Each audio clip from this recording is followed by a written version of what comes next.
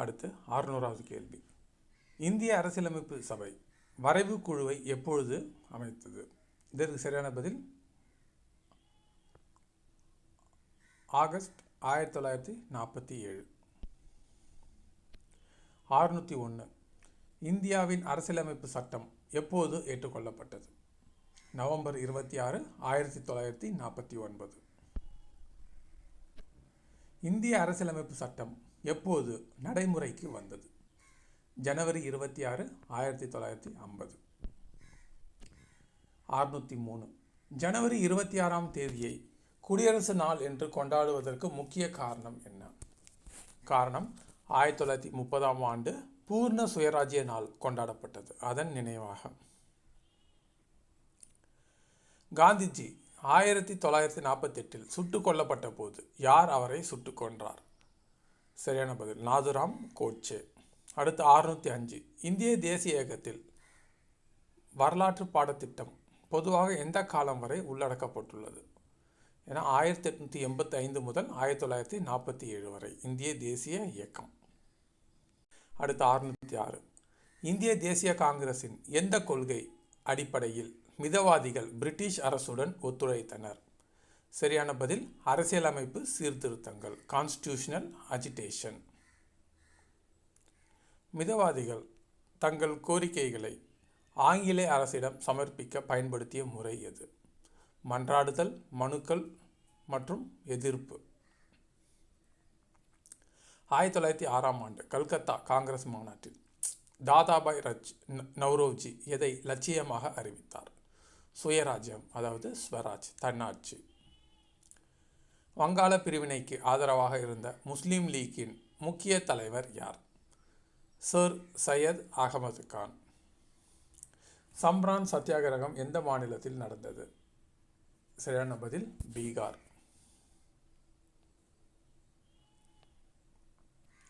Rowlatt சத்தியாகிரகத்தின் போது காந்திஜி எந்த சட்டத்தை எதிர்த்தார்? அராஜக மற்றும் புரட்சிகர குற்றச்சட்டம். இதை எதிர்த்தார். ஜாலியன் வாலாபாக் படுகொலைக்கு காரணமாக இருந்த ஆங்கிலேய அதிகாரி ஜெனரல் டயர் எந்த படையை சேர்ந்தவர்? பிரிட்டிஷ் இந்திய இராணுவம். ஒத்துழையாமை இயக்கத்தின் ஒரு பகுதியாக அரசு பள்ளிகளையும் கல்லூரிகளையும் புறக்கணிக்கும் திட்டத்தை முன்மொழிந்தவர் யார்? சரியான பதில் CR தாஸ், சித்தரஞ்சன் தாஸ். 1922 சௌரி சௌரா சம்பவத்திற்கு பிறகு ஒத்துழையாமை இயக்கம் நிறுத்தியதற்கான முக்கிய காரணம் என்ன? காந்திஜி வன்முறையை விரும்பாதது. சுயராஜ்ய கட்சியின் முதல் கூட்டம் எங்கு நடைபெற்றது? சரியான பதில் அலகாபாத். சுயராஜ்ய கட்சியின் முக்கிய நோக்கம் என்ன? சட்டமன்ற தேர்தல்களில் பங்கேற்று சட்டமன்றத்திற்குள் இருந்து அரசாங்கத்தை எதிர்க்க. சைமன் கமிஷன் இந்தியாவில் எப்போது வந்தது? 1928. சைமன் கமிஷனை புறக்கணிக்குமாறு முதலில் பரிந்துரைத்தவர் யார்? மகாத்மா காந்தி. 1928 நேரு அறிக்கை சமர்ப்பிக்கப்பட்டதற்கான முக்கிய நோக்கம் என்ன? இந்துக்களுக்கு மட்டுமே டொமினியன் தகுதியுடன் கூடிய ஒரு அரசியலமைப்பை உருவாக்க. ஜவஹர்லால் நேரு எப்போது முதல் முறையாக இந்திய தேசிய காங்கிரசின் தலைவராக பொறுப்பேற்றார்? 1929 லாகூர் மாநாடு. தண்டி யாத்திரை முடிவுக்கு வந்த நாள் எப்போது? சரியான பதில் ஏப்ரல் 6, 1930. சட்ட மறுப்பு இயக்கத்தின் போது காந்திஜி எந்த சட்டத்தை மீறினார்? சரியான பதில் உப்பு சட்டம். காந்தி இர்வின் ஒப்பந்தம் கையெழுத்தானதற்கு முக்கிய காரணம் என்ன? காங்கிரஸை 2வது வட்டமேசை மாநாட்டில் பங்கேற்க செய்ய. 2வது வட்டமேசை மாநாட்டில் 1931 காந்திஜி கலந்து கொண்ட போது காங்கிரஸ் கட்சிக்கு தனியொருவராக பிரதிநிதித்துவம் அளித்தவர் யார்? சரியான பதில் மகாத்மா காந்தி. வகுப்புவாத ஒதுக்கீடு கம்யூனல் அவார்டு அறிவிக்கப்பட்டதற்கான காரணம் என்ன? இந்தியாவில் சிறுபான்மையினருக்கு தனி தொகுதிகளை வழங்க. அடுத்து பூனா ஒப்பந்தம் எதற்கு இடையில் சமரசம் செய்தது? எதுனா காந்திஜி மற்றும் அம்பேத்கர் இடையே சமரசம் செய்தது பூனா ஒப்பந்தம். அடுத்து 627 1935ஆம் ஆண்டு இந்திய அரசு சட்டம் எப்போது நடைமுறைக்கு வந்தது? 1937 மாகாண தன்னாட்சி. 1937 தேர்தலில் காங்கிரஸ் கட்சி ஆட்சியை அமைத்த மாகாணங்களில் ஒன்று. வங்காளம், பஞ்சாப், மெட்ராஸ், சிந்து. இதில் சென்னை மாகாணம், மெட்ராஸ் மாகாணம். அடுத்து சுபாஷ் சந்திரபோஸ் காங்கிரஸின் தலைவர் பதவிக்கு போட்டியிட்டு வெற்றி பெற்ற மாநாடு எது? எதுனா சி ஹரிபுரா 1938. காங்கிரஸ் அமைச்சரவைகள் ராஜினாமா செய்ததை முஸ்லீம் லீக் எவ்வாறு கொண்டாடியது? விடுதலை நாள், டே ஆஃப் டெலிவரன்ஸ். இரண்டாம் உலகப் போரில் பிரிட்டன் வெற்றி பெற்றால் இந்தியாவுக்கு என்ன வழங்கப்படும் என்று ஆகஸ்ட் சலுகை அளித்தது? டொமினியன் தகுதி, டொமினியன் ஸ்டேட்டஸ். தனிநபர் சத்தியாகிரகத்தின் இரண்டாவது சத்தியாகிரகி யார்? ஜவஹர்லால் நேரு. கிரிப்ஸ் தூதுக்குழுவை 1942 ஆங்கில அரசு அனுப்பியதன் முக்கிய நோக்கம் என்ன? இரண்டாம் உலகப் போரில் இந்தியாவின் ஆதரவை பெற. வெள்ளையனே வெளியேறு இயக்கத்தின் போது ஜவஹர்லால் நேரு எந்த சிறையில் அடைக்கப்பட்டார்? இதற்கு சரியான பதில் அகமது நகர் கோட்டை சிறை. சுபாஷ் சந்திரபோஸ் இந்திய தேசிய இராணுவத்தின் INA தலைமை பொறுப்பை எப்போது ஏற்றுக்கொண்டார்? 1943. இந்திய தேசிய இராணுவத்தின் INA தலைமையகம் எங்கு அமைந்துள்ளது? ரங்கூன் மற்றும் சிங்கப்பூர். 1945 நடந்த சிம்லா மாநாட்டின் முக்கிய நோக்கம் என்ன? இதற்கு சரியான பதில் வேவல் திட்டத்தை ஆராய. 1946 அமைச்சரவை தூதுக்குழுவின் பரிந்துரைகள் எந்த கொள்கையை அடிப்படையாக கொண்டிருந்தன?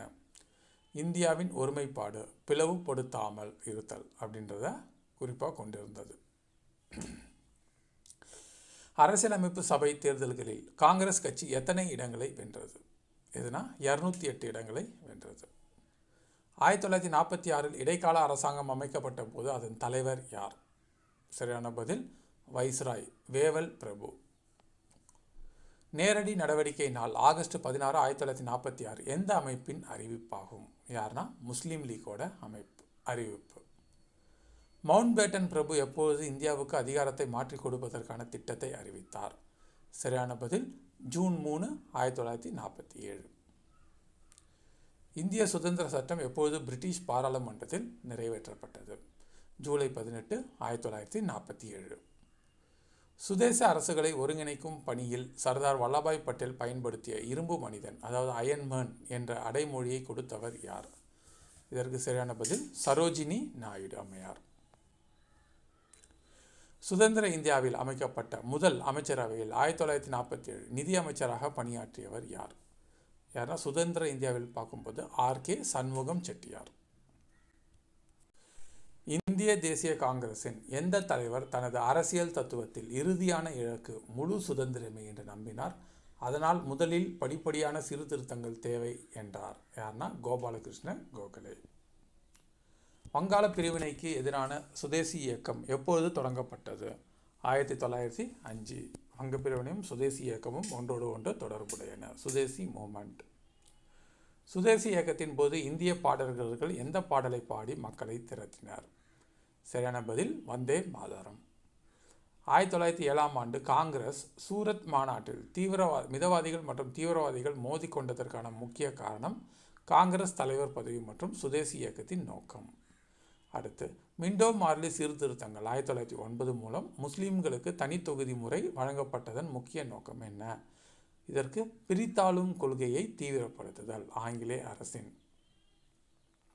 651 இந்தியாவில் முதல் முறையாக தேர்தல் முறைக்கு பயன்படுத்தப்பட்ட சட்டம் எது? எதுனா 1909 மிண்டோ மார்லி சீர்திருத்த சட்டம்.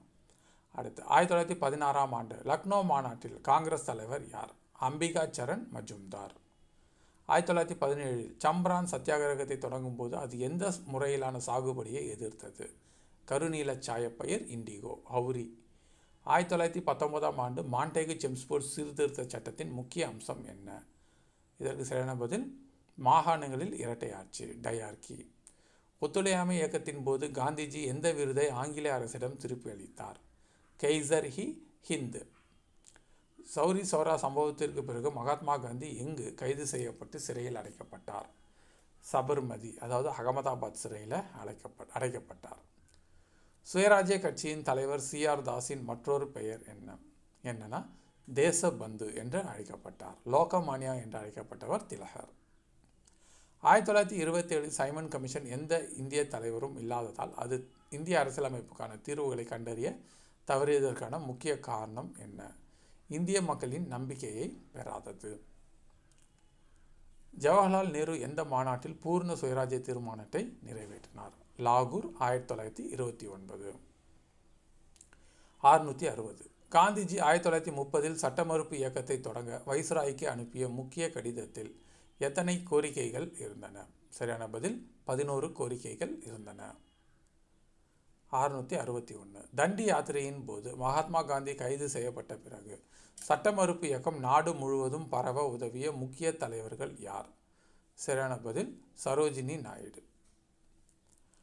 பூனா ஒப்பந்தத்தின் விளைவாக தாழ்த்தப்பட்ட வகுப்பினருக்கு சட்டமன்றங்களில் ஒதுக்கப்பட்ட இடங்கள் எவ்வாறு மாற்றம் பெற்றன? எதுனா அதிகரிக்கப்பட்டது. 71 147 அதிகமாகப்பட்டது. 1935 ஆண்டு இந்திய அரசு சட்டம் நடைமுறைக்கு வந்தபோது மத்தியில் உள்ள அதிகாரங்கள் எந்த பிரிவுக்கு பாதுகாக்கப்பட்டது? வைஸ்ராய் மற்றும் கவர்னர் ஜெனரல். சுபாஷ் சந்திரபோஸ் காங்கிரசின் தலைவர் பதவியை ராஜினாமா செய்ததற்கான முக்கிய காரணம் என்ன? காந்திஜி மற்றும் உயர்மட்ட தலைவர்களின் எதிர்ப்பு. முஸ்லீம் லீக் 1940 பாகிஸ்தான் தீர்மானத்தை முன்மொழிந்த மாநாடு எங்கு நடந்தது? லாகூர், 1940. தனிநபர் சத்தியாகிரகத்தின் போது கைது செய்யப்பட்ட 3வது சத்தியாகிரகி யார்னா பிரம்மதத் என்பவர் கைது செய்யப்பட்டார். முதல்ல ஆச்சார்யா வினோபா பாவே, 2வது தலைவர் ஜவஹர்லால் நேரு, 3வது பிரம்மதத். கிரிப்ஸ் தூதுக்குழுவை 1942 ஆங்கில அரசு இந்தியாவுக்கு அனுப்பியதற்கான முக்கிய காரணம் என்ன? ஜப்பானிய ஆக்கிரமிப்பு அச்சுறுத்தல். வெள்ளையனே வெளியேறு இயக்கத்தின் போது காந்திஜி சிறையில் அடைக்கப்பட்ட அரண்மனை எதுனா ஆகாகான் அரண்மனை, ஆகாகான் பேலஸ், பூனே. வெள்ளையனே வெளியேறு இயக்கத்தின் போது ரகசிய வானொலியை அண்டர் கிரவுண்ட் ரேடியோ நடத்தியவர் யார்? உஷா மேத்தா. சுபாஷ் சந்திரபோஸ் இந்திய தேசிய இராணுவத்தை அமைத்த பின்னர் எந்த நாட்டை ஆசாத் ஹிந்து ஃபவுஸ் அரசாங்கத்தின் கட்டுப்பாட்டின் கீழ் கொண்டு வந்தார்? எதுனா அந்தமான் மற்றும் நிக்கோபார் தீவுகள். இந்திய தேசிய இராணுவத்தின் INA மீது வழக்கு தொடரப்பட்ட செங்கோட்டை வழக்குக்கு எதிராக நாடு முழுவதும் ஏற்பட்ட உணர்ச்சி அலைகள் எதை குறிக்கின்றன? தேசியத்தின் பரந்த ஆதரவு மற்றும் ஆங்கிலேயர்களுக்கு எதிரான உணர்வு. 1946 கடற்படை கிளர்ச்சி எப்போது முடிவுக்கு வந்தது? சர்தார் வல்லபாய் பட்டேல் மற்றும் ஜின்னாவின் சமரசத்தால். அமைச்சரவை தூதுக்குழுவில் இடம்பெற்ற ஒரே தொழிலாளர் கட்சி லேபர் பார்ட்டி உறுப்பினர் யார்? இது சரியான பதில். இது நிறைய கொடுத்துருக்குறாங்க. இது கொஞ்சம் குழப்பமான கேள்வியாக உள்ளது. அடுத்து 1946 இடைக்கால அரசாங்கத்தில் வெளியுறவு மற்றும் காமன்வெல்த் துறைகள் யாருக்கு ஒதுக்கப்பட்டது? ஜவஹர்லால் நேரு. நேரடி நடவடிக்கை நாள் ஆகஸ்ட் 16, 1946 எந்த நகரத்தில் பயங்கரமான வகுப்புவாத கலவரங்களை ஏற்படுத்தியது? கல்கத்தா. அதிகமாக பாதிக்கப்பட்டது நவகாலி. பிரிட்டிஷ் பாராளுமன்றம் அதிகாரத்தை மாற்றிக் கொடுப்பதாக எப்போது அறிவித்தது? பிப்ரவரி 1947. மவுண்ட் பேட்டன் திட்டம் எப்போது அதிகாரப்பூர்வமாக அறிவிக்கப்பட்டது? ஜூன் 3, 1947. இந்திய பிரிவினையின் போது சுதேச அரசுகளின் இணக்கத்துக்காக ஒரு தனி மாநில துறையை ஸ்டேட் டிபார்ட்மெண்ட் நிறுவியவர் யார்? சர்தார் வல்லபாய் பட்டேல். இந்திய பிரிவினைக்கு பிறகு ஐதராபாத் இந்தியாவுடன் இணைக்க இராணுவ நடவடிக்கை எடுக்கப்பட்ட ஆண்டு 1948.